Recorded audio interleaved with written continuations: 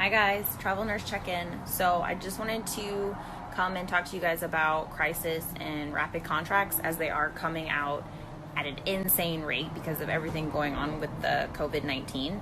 So just some things you want to keep in mind when you're looking at crisis packages and rapid pay packages and things like that. Like, just make sure you check your hourly rate, your overtime rate, how many hours a week they want you to work, because oftentimes it will be more than 36 hours a week. A lot of times it will be 48 or even 60 hours. So make sure you check all that in the contract before you agree to it. Also, make sure that your housing stipend is really good, because I've heard a lot of things as far as like travelers having a hard time finding housing and keeping their housing, because people have been concerned that because we're healthcare workers that we've been exposed to the virus and we are putting their home in jeopardy. So make sure you have housing secured before you accept an assignment, or if you can get the company to give you guaranteed housing. A lot of companies that do crisis sometimes can give you guaranteed housing.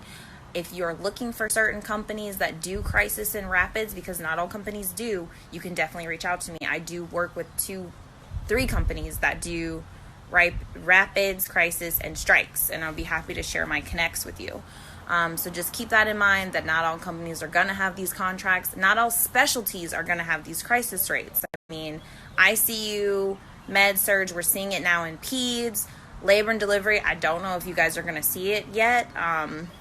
You guys are probably going to be busy like 10 months from now because everybody's been locked up. But right now, I don't know if you guys are really going to see the contracts like everybody else, because it's not really affecting your patient population, which is good. So just keep that in mind, that it's not going to be for everyone. Not all companies are going to do it. Make sure your housing is good. Make sure your contract is good. Make sure you have everything that you need. Also, you have to consider where you are and where the contract is, and as far as if you're going to be able to fly to get there, if you can drive, like things like that. And then as far as with the stores and the supplies, like just make sure you have everything you need, because you have no idea what that city and what kind of state they're in. So I would just make sure you have everything you need before you go, is like another thing that I would totally recommend.